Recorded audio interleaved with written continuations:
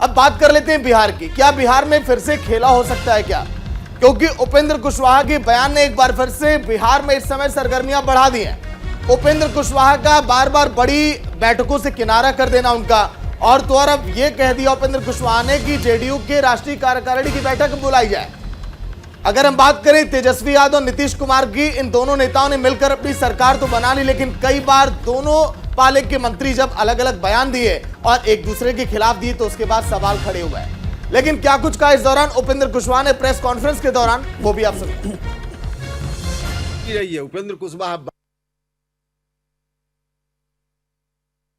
बार बार वैसे लोगों की ओर से यह साजिश है कि नीतीश कुमार जी को और कमजोर किया जाए, लगातार इस बात का प्रयास है। तो हम आदरणीय नेता मुख्यमंत्री नीतीश कुमार जी से भी कहना चाहते हैं कि आप अकेले नहीं हैं। आपने लव कुश की एकता से शुरुआत की, उन लोगों को भी आज बहुत दर्द है। अति पिछड़ा समाज के लोगों को बहुत दर्द है, दलित महादलित समाज के लोगों को बहुत दर्द है। आपको कमजोर किया जा रहा है। उपेंद्र कुशवाहा की क्या गलती रही है? उपेंद्र कुशवाहा बार बार आपके ऊपर हुए प्रहारों के खिलाफ अपनी बात करता रहा है। तो बिहार में अगर हम बात करें तो शराबबंदी को लेकर भी आपने देखा होगा, महागठबंधन में कई बार इस तरह की बयानबाजी सामने आई, लेकिन उपेंद्र कुशवाहा का यह बयान आखिर किस दिशा में संकेत ये देता है? चारों बिल्कुल, देखिए बिहार में जब से आरजेडी और जेडीयू की सरकार बनी है तभी से ये सरकार जो है विवादों में है। और हाल ही में हमने ये भी देखा कि किस तरह से आरजेडी के कोटे से जो शिक्षा मंत्री उन्होंने रामचरितमानस पर सवाल उठाए, लेकिन अब उसके बाद उपेंद्र कुशवाहा ने ये कहा कि जेडीयू को दरअसल कमजोर करने की कोशिश हो रही है। ऐसे में मुख्यमंत्री नीतीश कुमार ने क्या कुछ कहा वो सुनाते हैं आपको। उपेंद्र कुशवाहा बोल रहे हैं किसी बात पर मत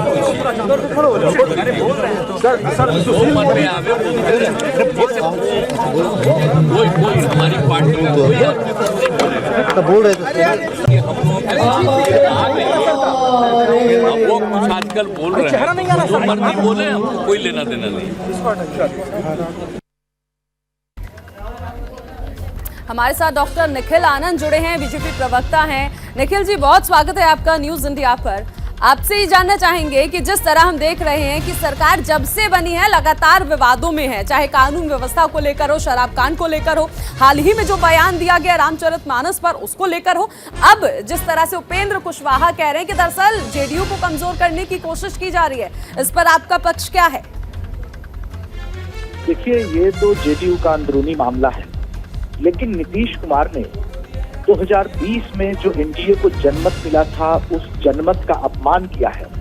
तो नीतीश कुमार को सबसे पहले बिहार की जनता को ये बताना चाहिए कि आरजेडी और जेडीयू के बीच क्या गुप्त समझौते हुए थे, सरकार बनाने की क्या शर्तें थी, और लालू प्रसाद जी को जेल भिजवाने के लिए क्या ललन सिंह और नीतीश कुमार जी ने लालू यादव से माफी मांगी थी, लालू परिवार से, ये बात बताना चाहिए।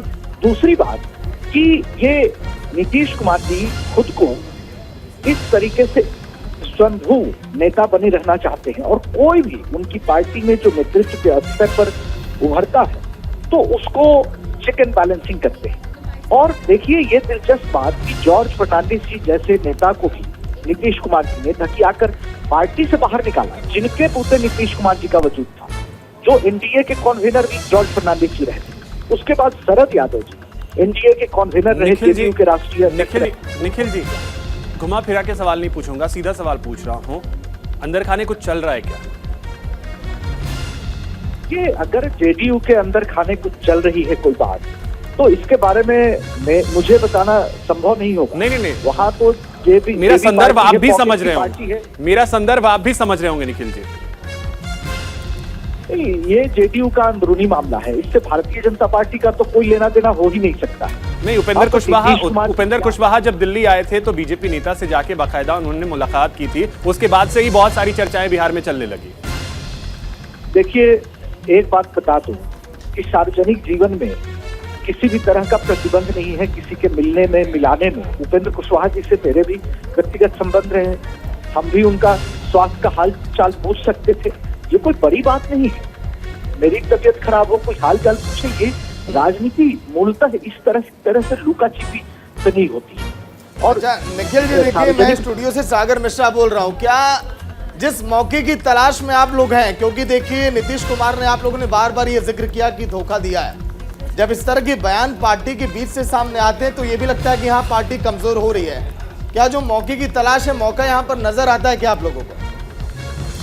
देखिए एक बात बता दूं कि जब नीतीश कुमार जी अलग हुए उसके बाद से भारतीय जनता पार्टी बहुत ही आनंदित भाव में, आश्वस्त भाव में अपनी रणनीति और पार्टी संगठन सर ये तो ऊपर ही मन से बोल रहे हैं सर आप लोग। ये तो वही हो गया कि ऊपर से आप लोग कुछ और बोल रहे हैं, अंदर देखिए चोट तो बहुत गहरी लगी थी जब नीतीश कुमार ने धोखा दिया। देखिए ऐसा है, इस तरीके से ग्राउंड करके आप पूछ देंगे तो कोई बातें जस्टिफिकेशन थोड़ी ही हो जाती है। भारतीय जनता पार्टी एक राष्ट्रीय पार्टी है और हम किसी के भरोसे राजनीति थोड़ी ही कर रहे हैं। जो पार्टी 2 सीटों से 303 सीटों का सफर तय की हो तो उसके लिए कोई बहुत बड़ी बात नहीं है कि बिहार में हम अगले आने वाले समय में अकेले बूते सरकार बनाकर दिखाएंगे और नीतीश कुमार जी को उनकी हैसियत बिहार की जनता बताएगी। और जो भी हो रहा है घटनाक्रम जेडीयू का अंदरूनी मामला है। चलिए ठीक है निखिल जी, अब तो देखना होगा अंदरूनी मामला क्या बीजेपी को कुछ फायदा पहुंचाता है क्या। शुक्रिया बातचीत के लिए न्यूज इंडिया में। तो बिहार की सियासत में हमेशा माहौल गर्मी दिखाई देता है, लेकिन उपेंद्र कुशवाहा के बयान के मायने क्या?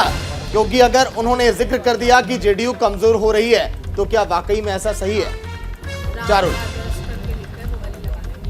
बिल्कुल, बुलेटिन में आगे आपको बताएंगे कि आखिर राजस्थान कांग्रेस में क्यों रार मची हुई है। धीरेन्द्र शास्त्री ने आखिर कैसे किया है हिंदू राष्ट्र बनाने का दावा, और स्वामी प्रसाद मौर्य के बयान के बाद सियासी घमासान किस तरह से बढ़ रहा है। अभिषेक तो बिल्कुल यहाँ रुकेंगे एक छोटे से ब्रेक के लिए, जल्द हाजिर होंगे।